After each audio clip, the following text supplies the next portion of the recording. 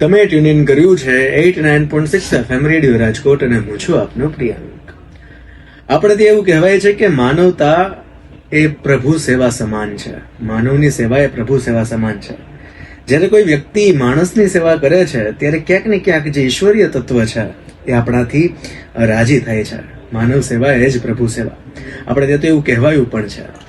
તો એવા જ એક સેવક આપણી વચ્ચે છે કે જે સેવામાં માને છે. આમ તો એવું જનરલી હોતું હોય છે કે જીવનની છેલ્લી જે અવસ્થા હોય, વૃદ્ધાવસ્થા, ત્યારે આ બધું સૂઝતું હોય.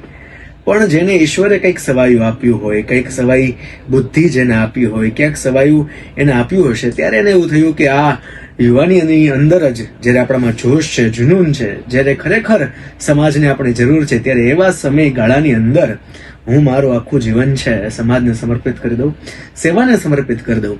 એવા જ એક સેવક કે જે પશુ સેવામાં પણ માને છે, પોતે ગૌરક્ષક તરીકે ઓળખવાનું વધારે પસંદ કરે પોતાની જાતને, સાથે સાથે એક એમના પૂરતા સમાજ માટે નહીં પણ સમસ્ત જેટલા પણ લોકો છે એના હિત માટે હર હંમેશને કંઈક ને કંઈક ચિંતનશીલ રહેતા આપણી વચ્ચે કેતનભાઈ સંઘવી ઉપસ્થિત છે 89.6 FM રેડિયો રાજકોટ વતી. હું આપને આવકારું છું. નમસ્કાર કેતનભાઈ. ખાસ તાજેતરમાં જ આપે જે એક પહેલ કરેલી છે કે ઉનાળાની અંદર જ્યારે ધૂમધકતો તડકો પડતો હોય અને લોકોને પાણી મળવું પણ ક્યાંક મુશ્કેલ થતું હોય, ત્યારે એવા સમયે રાજકોટની એક પ્રોમિસિંગ જગ્યા કોટેચા ચોક અને કેકેવી એ વિસ્તારની અંદર તમે છાશ વિતરણ કેન્દ્ર ચલાવી રહ્યા છો. ત્યારે ખાસ આ વિચાર ક્યાંથી આવ્યો અને શું છે આખી આ વાત, એની વિગત આપશો?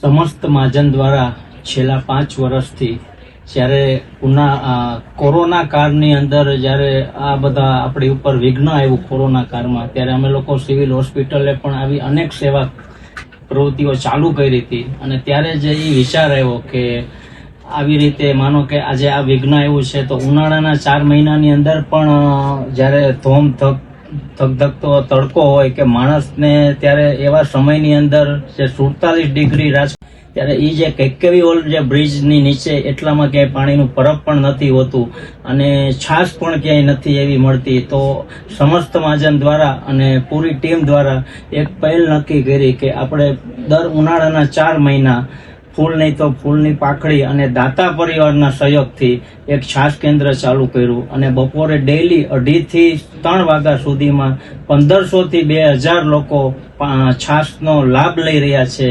છાશ એટલે હાશ કહેવાય ને, કે માણસને એક હાશકારો થઈ જાય કે એ સમયની અંદર માણસો ત્યાં પાણી છાશ પીતા હોય ત્યારે આપણને આમ આંખમાંથી આંવડા આવી જાય, એમ થાય કે ના કે જે અંદરની જે ટાઢક મળે છે ને એ ટાઢક સાવ અલગ જ હોય છે. જેમ કેતનભાઈ વાત કરી એમ કે છાશ એટલે કે હાશ, એમ કે માત્ર પાણી મળવાથી નહીં તે જો નિરાશ થતી હોય તો આપણે આમ પણ કહેવાય છે કે ભારત એક એવો દેશ છે, આ મલક એક એવો મલક છે કે જે પાણી માંગો ને લોકો દૂધ આપે, દૂધ માંગો અને ખીર આપે. તો એવી જ રીતે જ્યારે આવી સરસ મજાની સેવાકીય પ્રવૃત્તિ આપ કરી રહ્યા હો તો ઘણી વખત કેવું હોય કે લોકોના જે રિવ્યુઝ આવતા હોય, લોકોના જે પ્રતિભાવ આવતા હોય, લોકો જે રીતે આપણને કહેતા હોય કે અચ્છા ઓકે આવી રીતના અમને મળ્યું, બહુ નિરાત થઈ, તો એવા ક્યાંક ને ક્યાંક અંતરના આશીર્વાદ જ્યારે લોકો દેતા હોય ત્યારે આશીર્વાદ કેવા પ્રકારના હોય અને કેવા પ્રકારની અનુભૂતિ થાય? એ તો એટલા બધા આમ માણસો ત્યાં છાશ પીવા આવે અને આપણને એમ થઈ જાય ને કે ના કે જીવનની અંદર આની સિવાય બીજું કઈ કરવા જેવું જ નથી. અને જેટલા લોકો આવે છે ને એ આમ છાશ પીતા જાય ને હાશકારો દેતા જાય, ભગવાન તમારું ભલું કરે, તમારું ક્યાંય અટકે નહીં. અને આજે હું મારા 2 પગ ઉપર છું ને તો મને એવું લાગે છે કે આ જે સેવા કાર્ય છે ને એનાથી મારું ક્યાંય અટકતું નથી અને આજ સુધીમાં મારું ક્યાંય અટકો નથી. કદાચ ગમે એવો માર્કેટમાં ધંધો હોય ન હોય પણ મારું ટ્રાવેલ્સનું કામકાજ છે તો 30 દિવસમાં 23 દિવસ મારો ધંધો ચાલુ જ હોય. સિઝન હોય, ઓફ સિઝન હોય. હું રાજકોટમાં કોઈ ટ્રાવેલ્સ વાળાને ધંધો નથી કરતો, ઓનલી ફોર મારું ગ્રુપ કે જે હું સેવાના પર્યાયથી જોડાયેલો છું. તો ભગવાન મને ક્યાંક ને ક્યાંક આ નિમિત્તે પણ મારું ક્યાંય અટકવા નથી દેતો. એટલે એ તો છે કે વાઇસ વર્ષા જ્યારે આપણે લોકોની સેવા કરીએ છીએ ત્યારે ઈશ્વર આ વાતની નોંધ લે અને આપણી પણ મદદે આવે છે. પણ ખાસ આ સિવાય પણ સમસ્ત મહાજન છે અને વ્યક્તિગત રીતે આપ પણ ઘણી બધી સેવાકીય પ્રવૃત્તિ સાથે જોડાયેલા છો, તો અન્ય શું શું પ્રવૃત્તિઓ આપણી ચાલે છે તેની વિગત આપશો? સમસ્ત મહાજન દ્વારા સૌથી પહેલા તો છાશ કેન્દ્ર આપણું 5 વર્ષથી ચાલુ છે.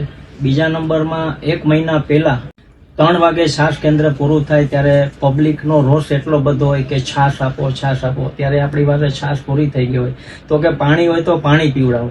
તો ત્યારે આપણે એક નિયમ લીધો કે ભાઈ અહીંયા એટલામાં ક્યાંય પાણી નથી તો આપણે ઉનાળાના 4 મહિના નહીં 12 મહિના પાણીનું પરબ આપણે ત્યાં ઊભું કરીએ અને તાત્કાલિક ફેબ્રિકેશન વાળાને બોલાવીને સ્ટેન્ડ બનાવીને સ્ટાર્ટિંગમાં 30 થી 35 પાણીના જગ જે 20 લીટરના ખાલી થતા હતા, આજે 1 મહિનાની અંદર એનો આંકડો રોજથી 75 થી 80 જગ એટલે 1500 થી 1800 લીટર પાણી રોજનું ત્યાં વપરાય છે અને લોકો પીવે છે.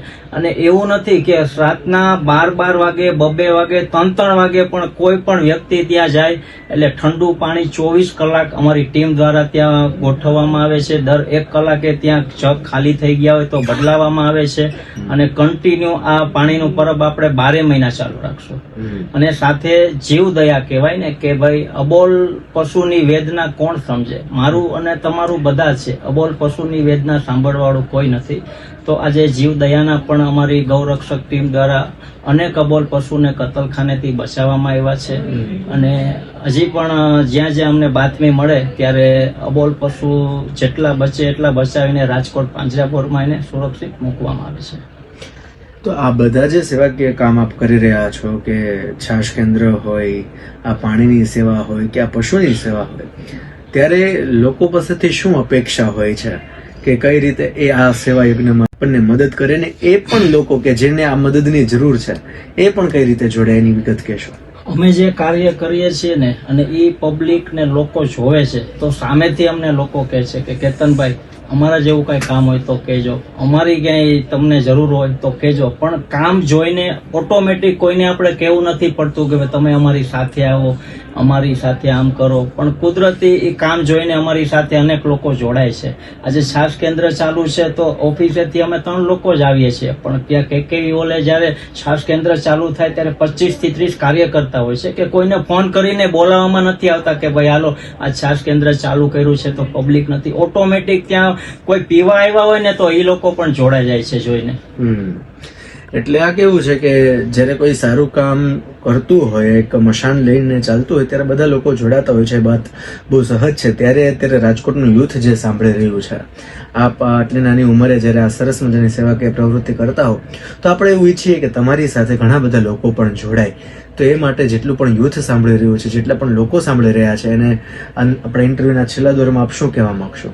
બસ હું પણ 89.6 દ્વારા જે અત્યારે ઇન્ટરવ્યુ ચાલુ છે આના માધ્યમથી જે લોકો સાંભળે છે એ લોકોને પણ એક જ અપીલ કરું છું કે કોઈ સ્વાર્થ વગર તમે જોડાવ. કોઈ લાલચ, કોઈ આશા, કોઈ ઉમ્મીદ, આજે કોઈ પણ વ્યક્તિ સ્વાર્થ વગર જોડાશે તો મને એટલી ખબર છે કે એનું ક્યાંય અટકશે નહીં.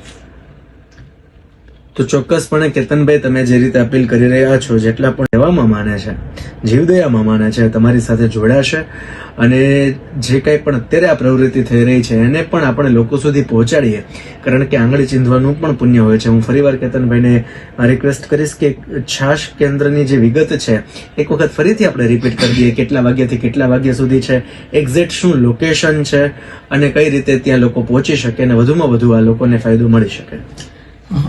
એક્ઝેક્ટ બપોરે 2:30 વાગે આપણું છાશ કેન્દ્ર એક્ઝેક્ટ કેકેવીઓલ બ્રિજની નીચે મોટું બોર્ડ મારેલું છે સમસ્ત મહાજનનું. 2:30 વાગે આપણો કાર્યક્રમ ત્યાં છાશ કેન્દ્રનો ચાલુ થાય છે અને એક્ઝેક્ટ 3 વાગે વાઇન્ડ અપ થાય છે. રોજની 600 લીટરથી પણ વધારે છાશ એટલે 1500 થી 2000 લોકો લાઈવ લઈ રહ્યા છે. અને ઉનાળાના 4 મહિના કન્ટિન્યુ જ્યાં સુધી વરસાદ ન આવે ત્યાં સુધી આપણું છાશ કેન્દ્ર અવિરત ચાલુ રહેશે. કે એ એરિયાની અંદર મેં ત્યાં માર્ક કરેલું છે કે ક્યાંય પાણી નથી મળતું, પાણીનું પરબ નથી, ત્યારે આપણે પાણીનું પરબ પણ ત્યાં બનાવેલું છે. 24 કલાક 12 મહિના રાત્રે 2 વાગે કોઈ પણ વ્યક્તિ ત્યાં પાણી ભરવા જાય એટલે ફૂલ ઠંડુ પાણી મળે. અને 12 મહિના સમસ્ત મહાજન દ્વારા પાણીનું પરબ પણ ચાલુ કરવામાં આવેલું છે અને હંમેશા ચાલુ રહેશે પાણીનું પરબ પણ.